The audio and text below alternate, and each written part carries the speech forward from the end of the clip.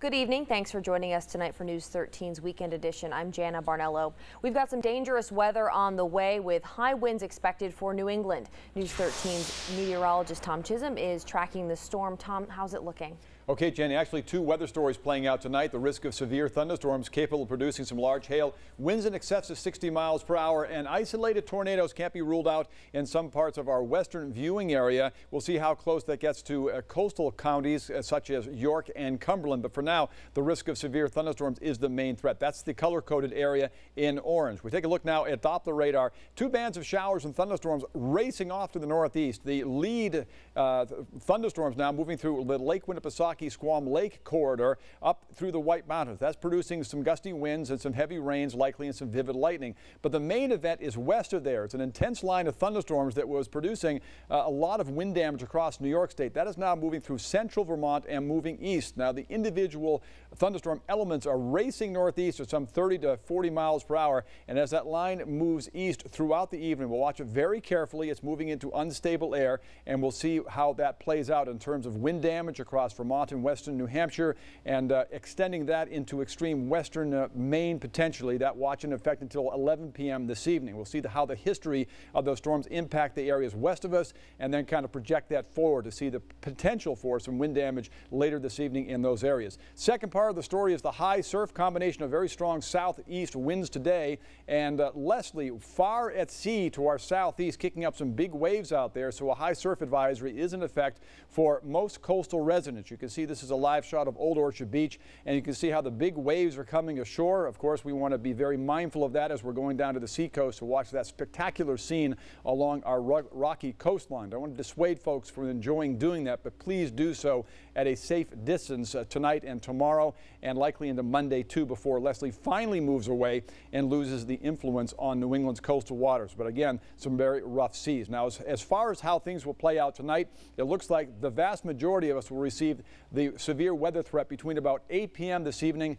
and 11 p.m. as that line out of Vermont finally makes its way across the lakes region of New Hampshire into western Maine, and then likely weakening to some extent, at least approaching coastal areas. So expect some vivid lightning, some hail potentially in some isolated cases, and perhaps some power outages. Already we've had some reports of sporadic power outages across the area. We'll watch the situation very carefully. Lots of data coming in. An interesting evening to be sure. And of course, this line has already had a history of producing severe weather earlier today elsewhere. More in our 7-day forecast coming up. Jana? All right. Thanks, Tom. And we want to show you some severe weather from earlier today. This is a suspected tornado in New York City.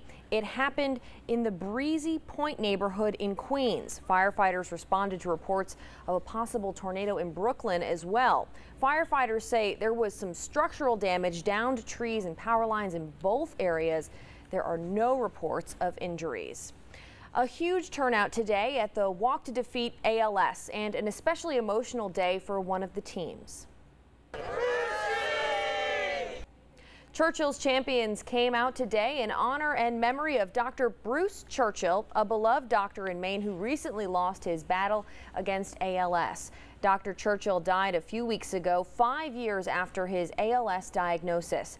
Everyone here today is hoping for the same thing, that a cure will be found for this devastating and fatal neuromuscular disease. It is hard not having Bruce here, but I'm so grateful for all these supporters and all these people that are still willing to donate to the ALS Association. And Bruce was my champion, and I just want to be the champion for the ALS Association for him. I want to find a cure for this disease. So 3, 2, 1, let's rock! ALS patient John Gregoire cut today's ribbon, and then they were off for the walk around Payson Park. The Walk to Defeat ALS helps to fund research, treatment, and support services for ALS patients in New England. This Tuesday marks 11 years since the terrorist attacks on September 11th, 2001, and local remembrance ceremonies are already underway. 2 beams from the World Trade Centers arrived here in Freeport last year in the World Trade Center Artifact Garden. That's where they held today's 9/11 memorial. They honored the people who died on September 11th with ties to Maine and heard from one man who witnessed the horror firsthand, Mickey Cross, a New York City firefighter who escaped from the North Tower after it fell. 11 years has passed. Obviously, you go on with your life, but you always occasionally think about it. And then I go to a lot of these events where you more or less have to think about it, you know. But I guess I'm just a very lucky guy, you know. I lost a lot of friends. I lost a lot of very good friends that day.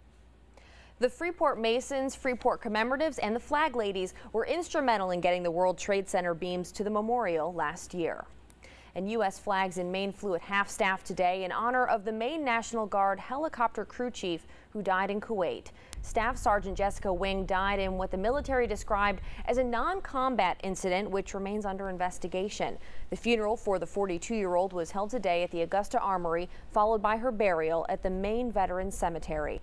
Wing served 11 years in the Army before joining the National Guard 8 years ago. The clock is ticking to get Maine Care cuts approved by October 1st, or the state starts losing money. They're waiting for approval from the federal government, and the chances of that happening before October 1st are slim.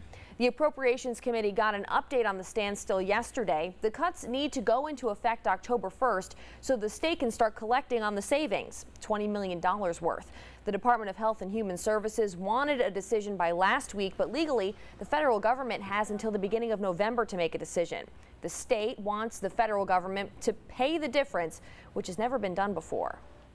If there is a delay at the federal level and there is an attempt to run out the clock, then it won't be resolved, and of course then the state would have to take action.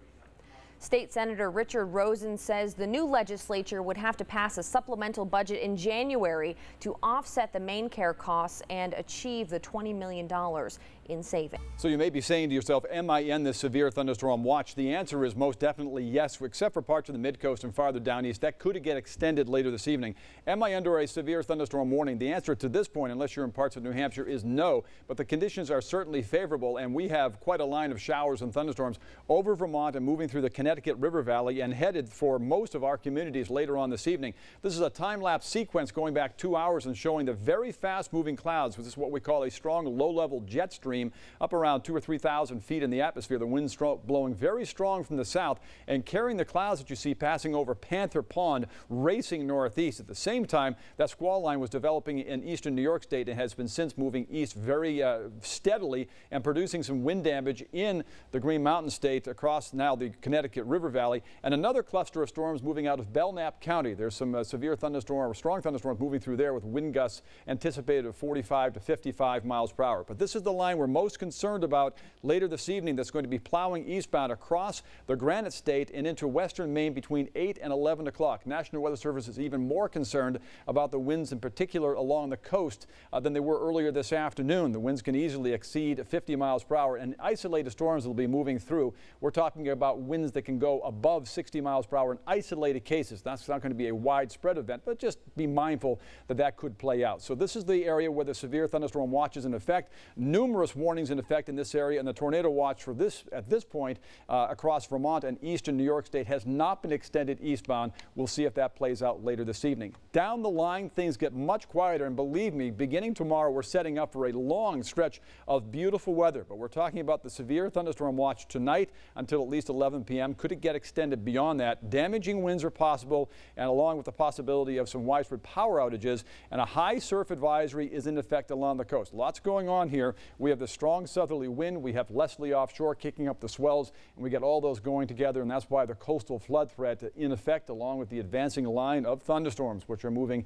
as you can see, eastbound and extending all the way down to the nation's capital. So this is not an isolated event. For now, the temperature running 72 at the Jetport, Freiburg 75, Berlin New Hampshire at 70. Lows tonight eventually dropping to 61 as cooler air will be here by morning. I think there can be a few lingering showers very early tomorrow. Then it clears out and the temperatures head back up into the 70s. The aforementioned tropical storm Leslie, not particularly strong. It's weakened slightly with top sustained winds of 65 miles per hour. But you can see the waves that have been propagating northwest now impacting coastal areas of New England. Forecast for tonight, we're talking about temperatures dropping to low 60s with lightning and thunder arriving for at least a few hours with some gusty winds, isolated hail and strong winds in excess of 60 miles per hour in a few communities. Just stay alert. Those storms will be coming in from the west. Winds are southerly, averaging 15 to 20 miles per hour. Tomorrow brings back the sun. Cooler temperatures that extend into early next week and then slowly but steadily back to summer temperatures by the end of next week with at least 3 to 5 days of decent weather. But a rough evening ahead. Reminder, severe thunderstorm watch is in effect until 11 p.m. That means conditions are favorable for the formation and advancement of those thunderstorms out of Vermont into western Maine between that time frame, and certainly by 11 o'clock many of us will have had, we shall say, an interesting evening. Jana? Definitely interesting evening. Keep an eye on those storms for us. Thanks, Tom. Sure will.